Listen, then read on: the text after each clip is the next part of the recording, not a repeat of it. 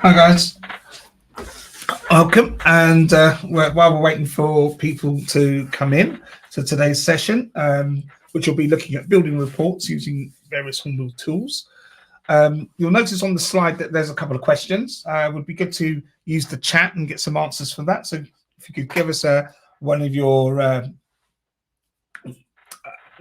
interests and or hobbies that you've been involved in recently, and also what you think or what you want to try and get out of this session, or what you want to try improve with reporting out of this session.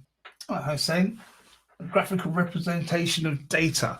That's probably something that we're not going to necessarily cover a lot on today. So if you do have any specific questions on that, please obviously do answer them, and we'll see what we can do. And just I'm assuming you're thinking of something like the advanced analytics and the dashboard type views.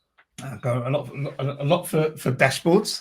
As I said, it depends on which dashboards you're talking about, but we will be covering user site dashboards from the request table. If you're looking for advanced analytics, as I'll explain later, we'll be having separate sessions for those. Okay, Samuel. Existing knowledge, best practices. Okay, yeah. Play of War and Thunder. Yeah, on the VR. Brilliant.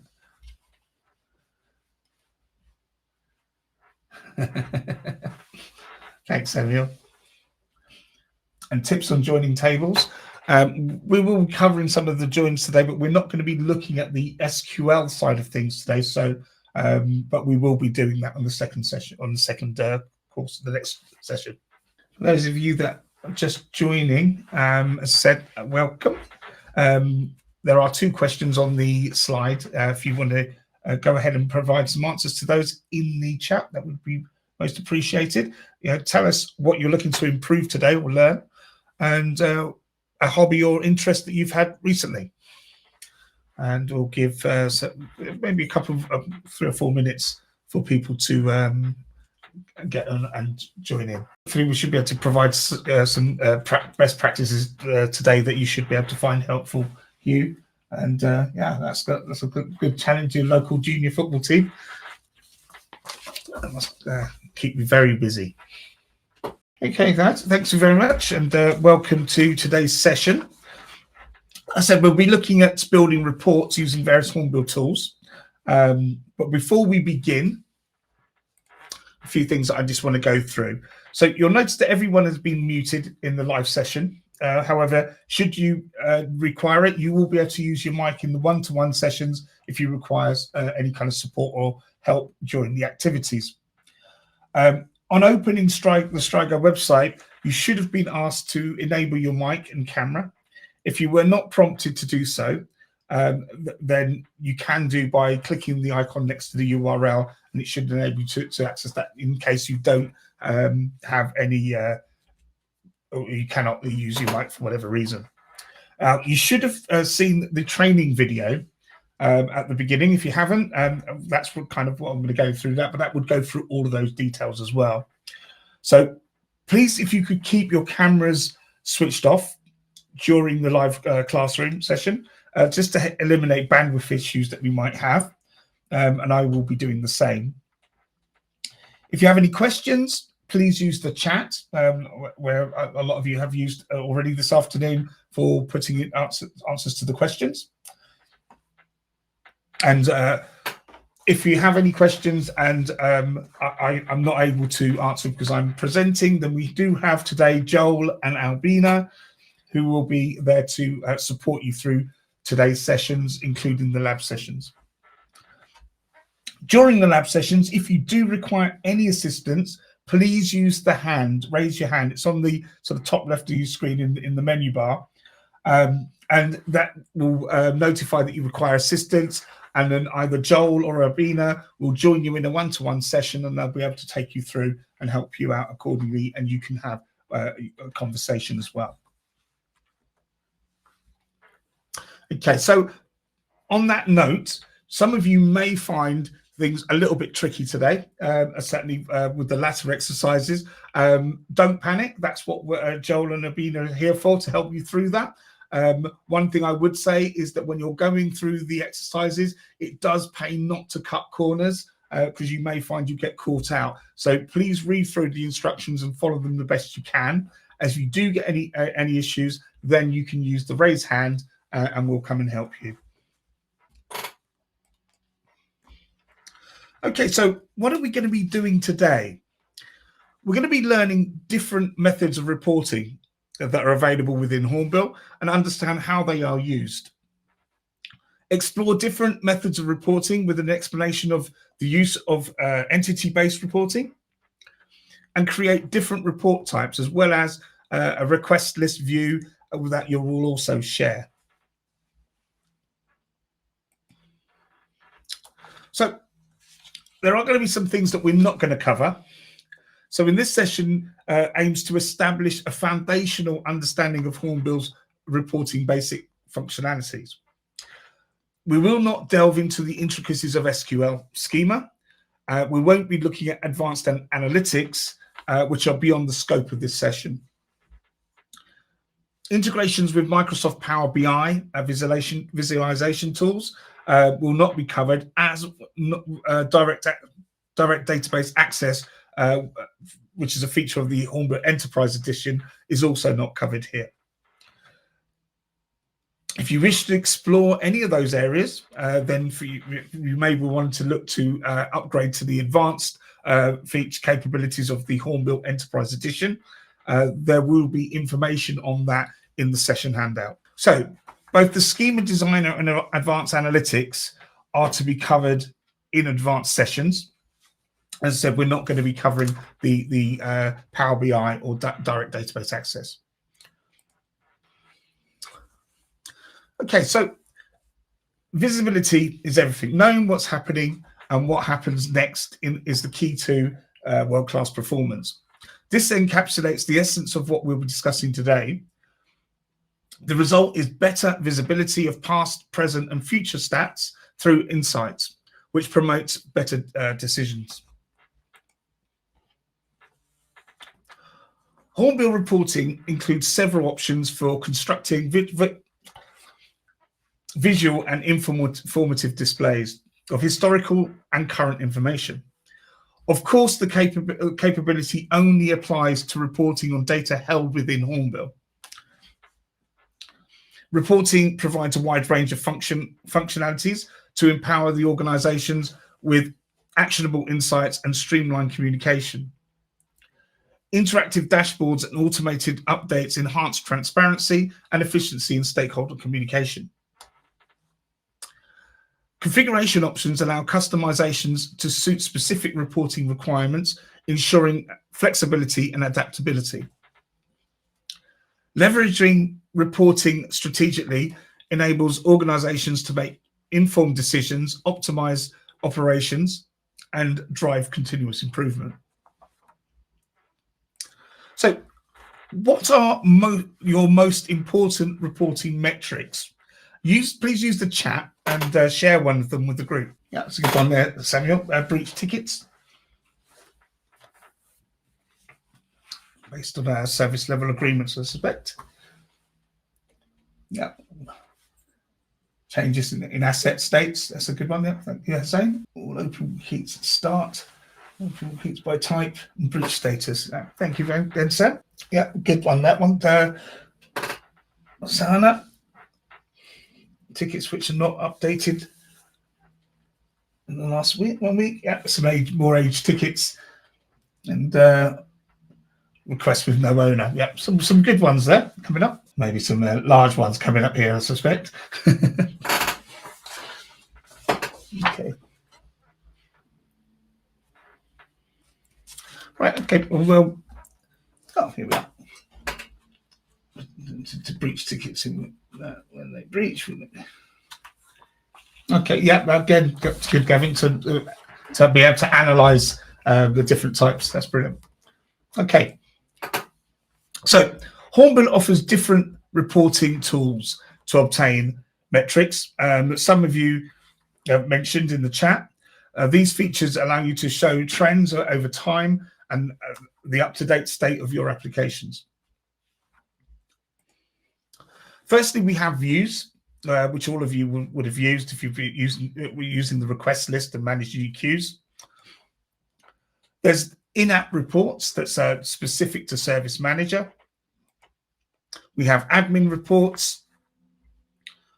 And then finally, advanced analytics.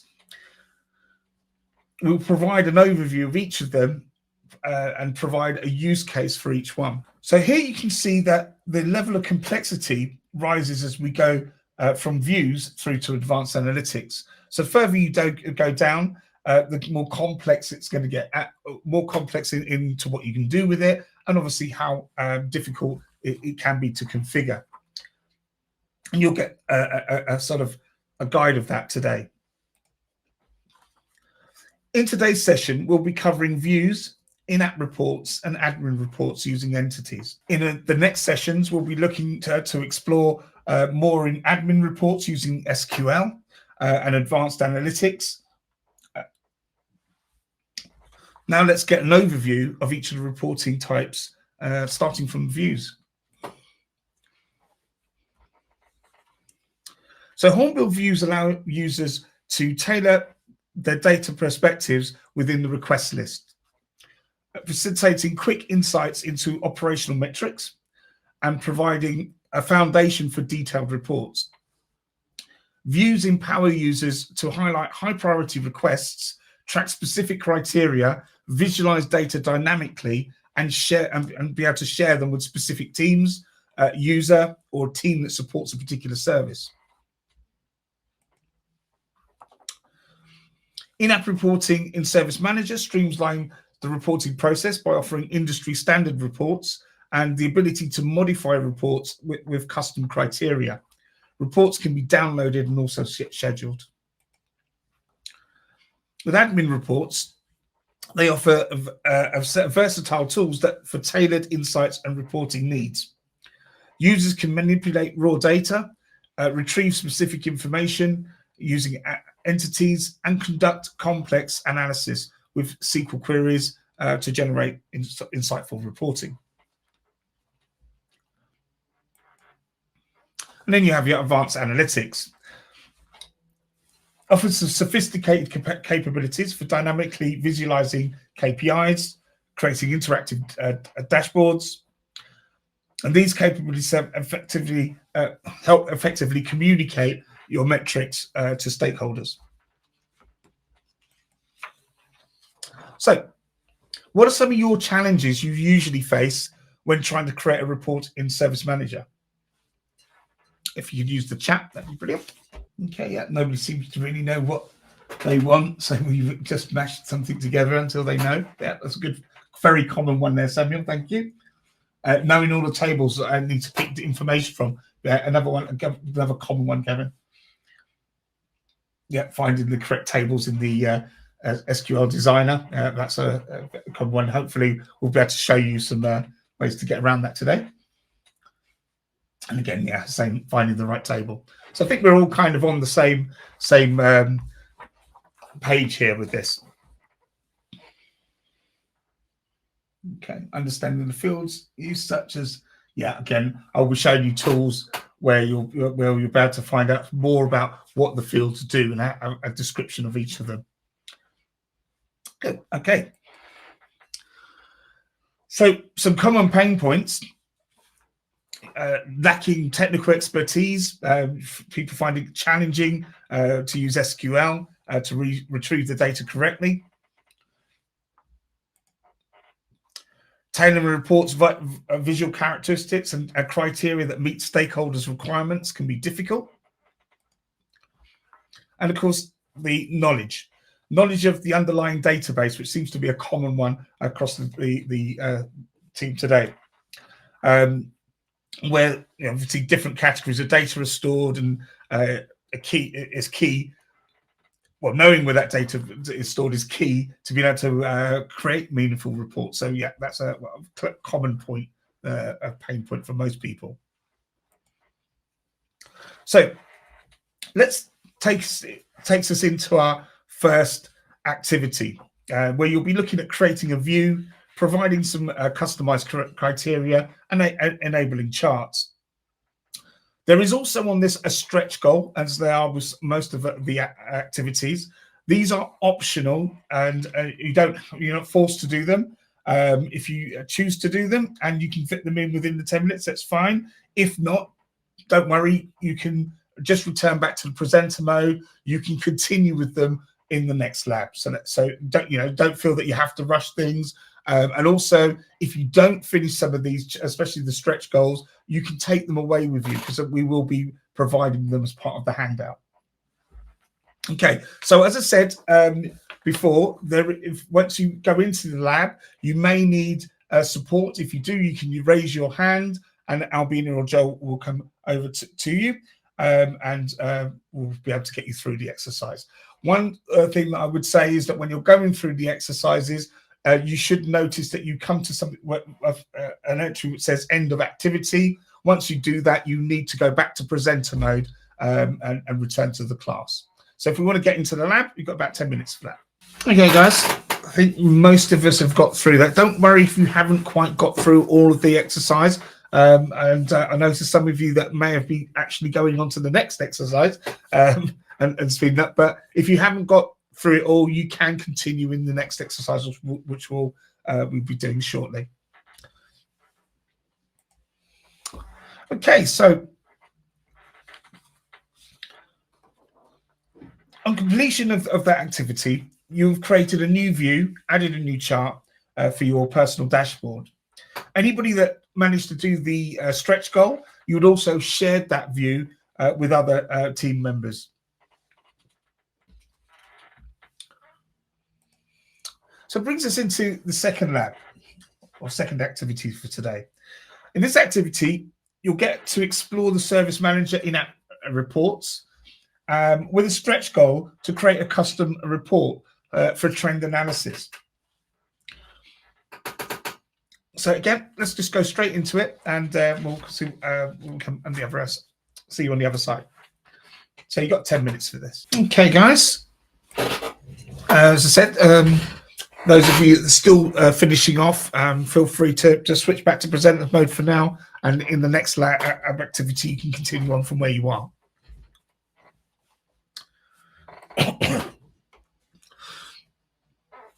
So hopefully you may have noticed that the criteria that you specified in the views that you created earlier in the previous exercise, you can actually use as a template when creating a custom in-app report.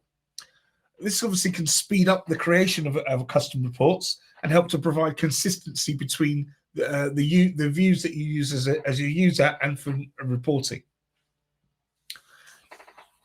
So 3 areas really to concentrate here: the frequency analysis, source identification, and priority levels. So obviously for frequency, you can identify which request types are the most common across teams, understanding the workload distribution, and being able to provide adequate resource allocation. For source, knowing where the source of this information is coming from, whether it's an internal stakeholder, is it an external client, or for some other sources, means again you can understand where the issues are coming from, and you can then tailor your response and your strategy accordingly. And priority. Analyzing the distribution of requests based on priority levels means you can prioritize your resources or resource allocation more effectively, and ensure there's timely resolutions and for critical issues and not prolonging issues. So all 4 reporting tools that we've mentioned earlier leverage data stored in the database to sort of generate insights and metrics. To effectively use them, it would be good to understand how the data is organized and stored within the database. So let's have a look at the database. It's a collection of information that's organized for easy access or storage, management, easy to update, and for access for retrieval.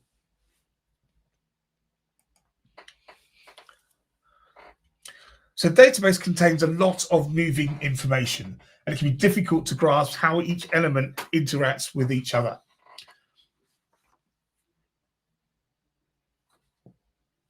Typically, information stored in a database falls into broad categories. Accurately identifying these categories is critical to designing an efficient database, because you will store different types of and amounts of data in each category. The Service Manager database has categories such as user, service request, SLA, and service catalog. In database terminology, these categories of information are referred to as tables. The Service Manager database is typically organized using multiple tables because IT service management involves tracking complex relationships between various entities such as users, requests, changes, and more. But what is an entity? An entity can be looked at as an object, and an object that can be a person, a place, or just a thing.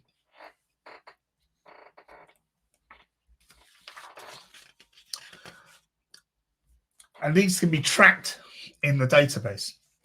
An entity in Hornbill refers to a specific type of object or data within an application. It can be thought of as analogous. I can't say this word. Analogous to a table. That's my bad word for today, I think.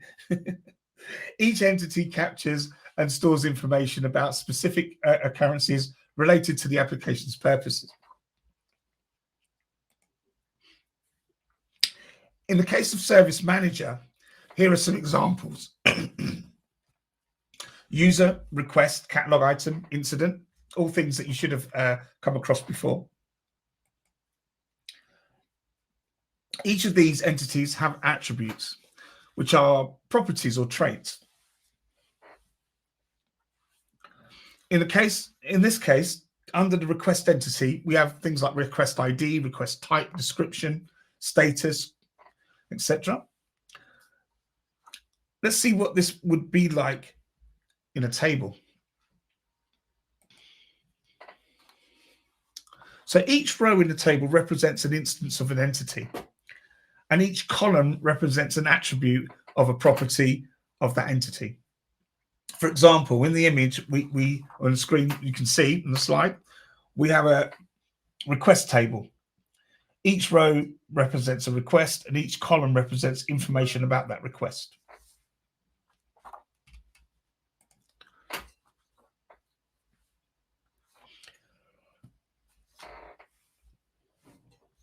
So now that we have these different entities and attributes on the screen, we can discuss their relationships. When we draw a line between these particular elements, showing that there's some sort of interaction or connection. For example, when a user submits a request, they typically select or specify a catalog item. They select a catalog item they are requesting from a list of available options in the service catalog.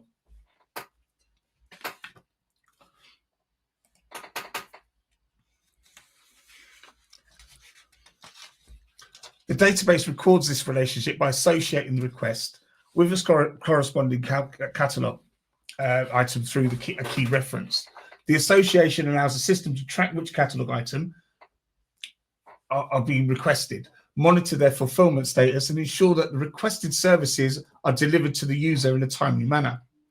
This is very helpful because in cases of reporting, you wouldn't just need the request ID from one table, but also from multiple tables. That's why understanding the entities is important for reporting in Hornbill, as entities define the scope of the available data for reporting purposes. So how does that work?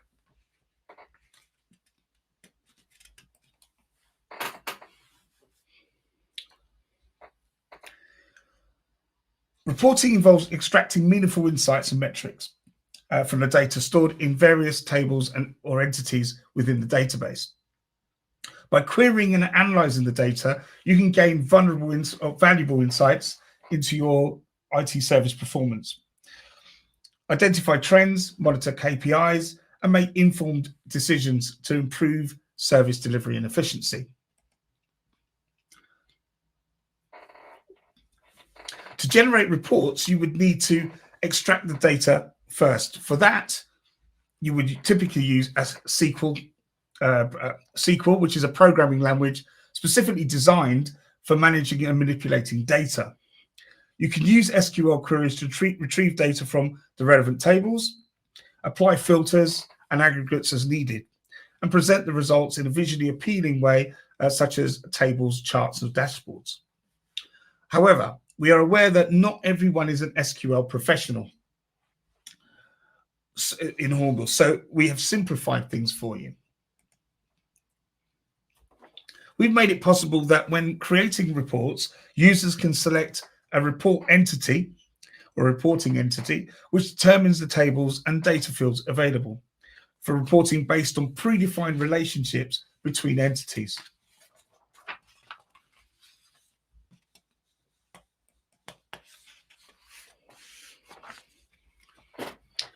So when creating a report, an entity or multiple entries are already joined using an entity. Multiple entries are already joined behind the scenes, simplifying the process for the user. So therefore, you don't need to understand where the joins are. The entity dictates or tells you that. Choosing report entity determines which entities are available for reporting, as the entity predefines the joins between the entities. For example, selecting incidents as the report entity allows you to report on data from related entities such as the request extended table or request table, expanding the scope of available data for reporting. This predefined relationship between entities eliminates the need for users to manually specify joins in SQL queries, thus simplifying the reporting process. So one of the tools that we do have, I'm just going to quickly go and demonstrate now, is something called the Schema View or Explorer or Entity Explorer. So I'm going to share my screen. Hopefully, you should now be able to see my screen. So I'm just going to go into the Entity Explorer. And this enables you to graphically view the relationships between entities. So you can see here that I can select a number of entities. So I'm going to choose, if I choose a request one, for instance. What happened there? It decided to refresh itself. We can see here it shows the request table and all the possible interactions with it and all the entities that it's related to. If I choose something a little bit more less busy, so we'll look at incidents. You can see it's something similar to what we've seen before. So we can see here it's showing you the relationship between an incident and the request table, services, and the extended detail table where you have a lot of the custom attributes, for instance. Now, it doesn't have all the fields in here, but it can show you those. So if I click onto one of these areas, you can see some buttons at the top. So currently I'm looking at the entity info, or can be looking at the entity info. I can also look at the database info for that entity and also manage the columns that are there for this entity. And this is where I can see, I can get a description. I can also see the names and various other things. Now, you'll also note here that there's little eyes, which basically says that make this field visible in the diagram. So if I choose a couple more here and then go back, you'll start seeing I'm adding those fields to the view. And then you can save those views so you can customize it. But we're going to look at this in more detail in the more advanced courses. So I'm not going to dwell on a lot of this stuff here. Okay, but this is the Entity Explorer, and it allows you to view entities in applications, and any application that uses an entity will have its own Entity Explorer. Okay. Okay, so I'm just going to switch back and go back. Okay, so that's a nice tool to help you work out relationships. And as you can probably see, it's going to be something that you'll use a lot when you're generating your reports, not just for entity reports that we're going to be looking at in a moment, but also for SQL reports that we'll do on the advanced session. So, okay. So,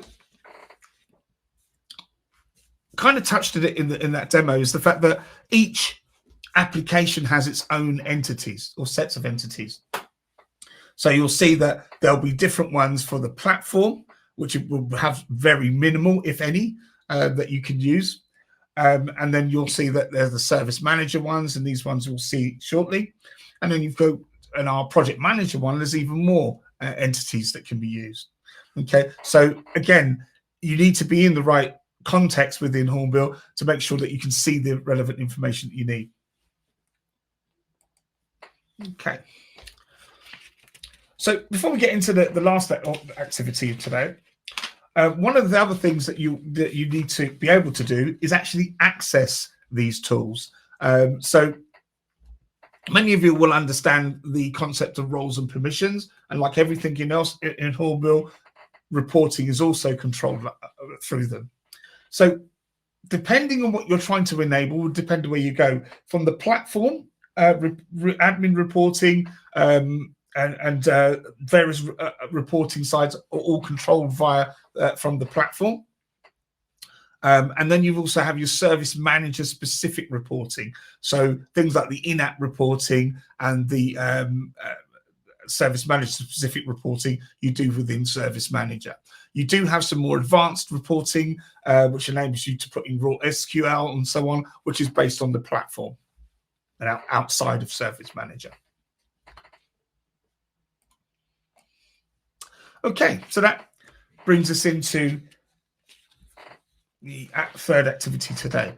So this is a bit more of a complex activity, and we're going to allow 20 minutes for it. But before you go into it, one of the things I do want to show, and again, I will share my screen, so bear with me a second. So can you see my view now? Yeah, that's the one. Brilliant. Apologies for that, guys.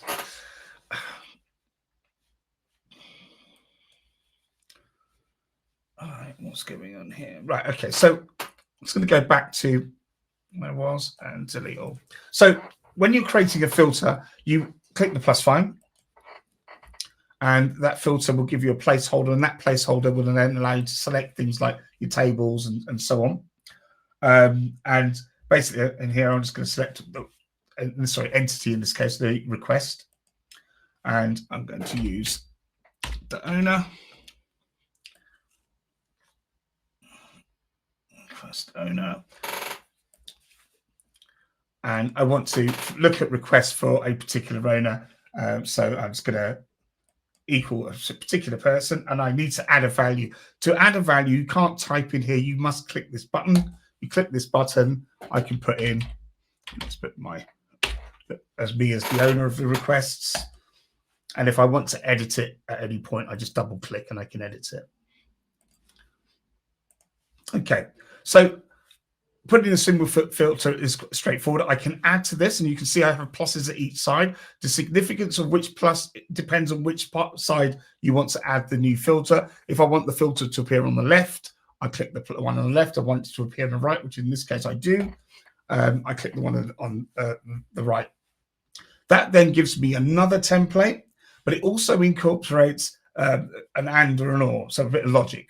So here I can say, well, I want it to be match this filter and this filter, which is what I want it to do here. If I want to change that in any way, I can just click on it, and you can see it goes between ands and ors. So in this case, and is what I want.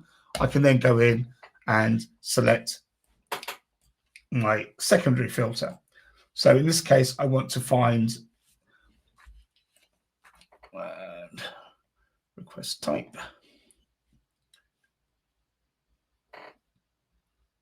Yeah. And again, I'm going to add a value, and I want it to be incident. Okay, now what I want this to do is I want this to be an incident or change request, let's say, or incident and service request. So I need to add another value in. So I can do that by adding another filter in, and I can change that to an or. and then I can go in and configure my filter.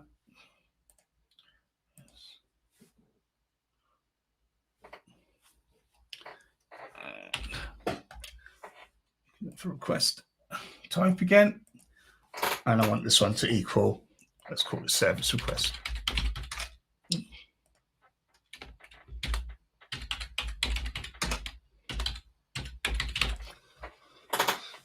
Okay, so let me apply that. Now, the problem what I have with this is that I actually want it to look at the request and the check for the request type to be incident or service request first. Otherwise, what it's going to do is look for something that belongs to me and it's an incident, or if it's a service request, which wouldn't be right, because I would get everybody else's service requests and only records where it's me and an incident. So I need to put some parentheses into it, or brackets. So you can see I can add those here. Now, if I click on the add here, it's going to add one to the left, as you can see.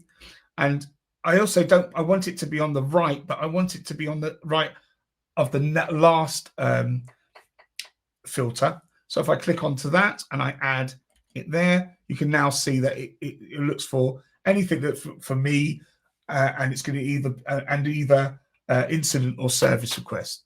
Now, when you play around with these, it can get a bit tricky, because you might end up in situations where you get brackets all over the place. You can remove a bracket by selecting it and just selecting delete. Okay, so even if you do something really crazy, it's relatively straightforward to fix. Just go in and select delete. If you're really stuck, you can delete everything and start again. Also, you can just say, well, if I select the brackets, it's clever enough to know that you've only got two. There's a start and end. I might say, well, actually, I want to delete all of them and start again from where I was previously. So don't panic with it. If you get it wrong, just come back and fix it. It's relatively straightforward. Okay. So let me get back to my presentation, which leads us nicely into the last activity. So with this one, you're going to be creating a custom report using system entities, or service manager entities, to generate a list of requests meeting a condition for being high priority and active, providing insights and essentials for proactive service management, as you can see from the slide. There's also a stretch goal here, which, again, if you have time, you can go through, which allows you to modify that report to use a prompt. So we can actually use a data prompt to maybe put in date filters, for instance. And again, if you have any problems with this, please use the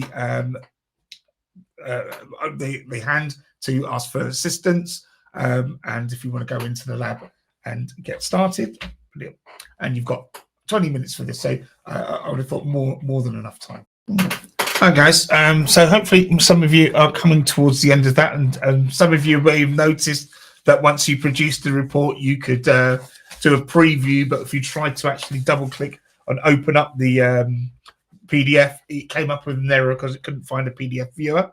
That's the problem with our training environment, and what Joel has nicely done is put in a PDF into the chat that should show you what you should have got. So feel free to review that update from Joel in the chat. Okay, guys, so let's move on, and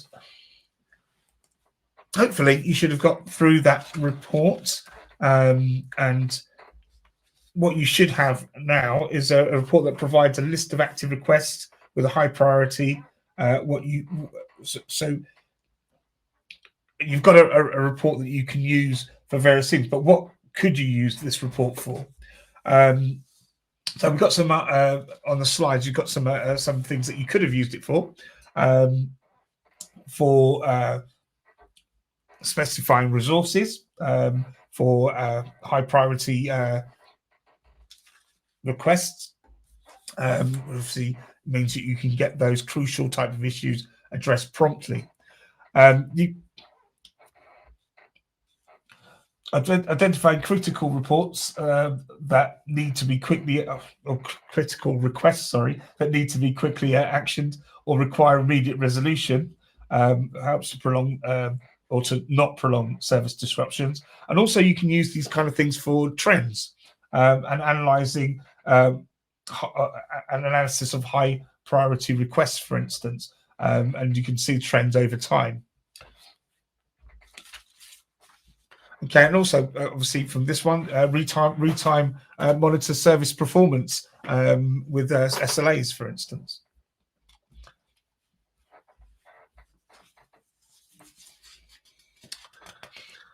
So, what are the key takeaways from today?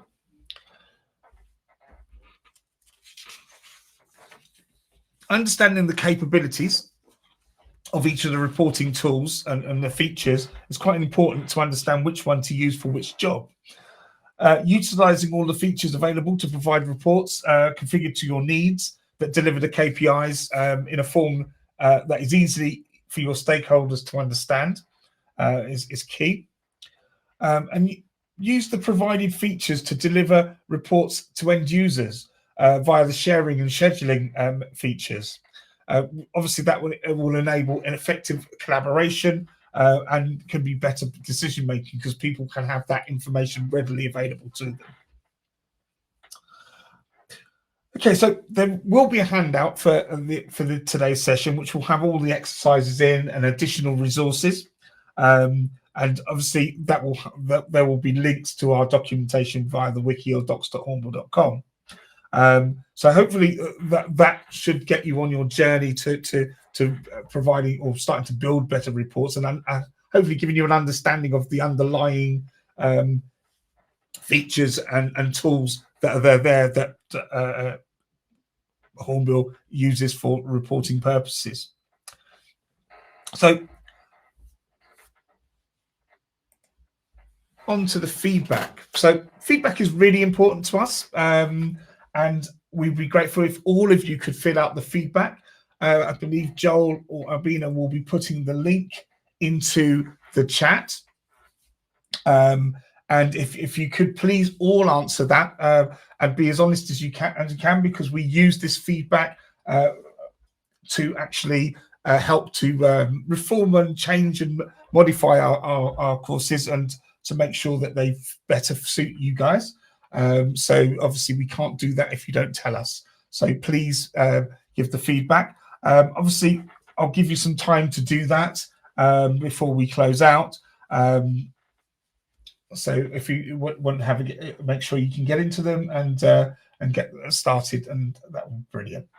While you're doing that feedback, anybody that wants to finish off any of the labs and do that, we will keep the session open for a short period of time so that you can get through and finish them if you want to.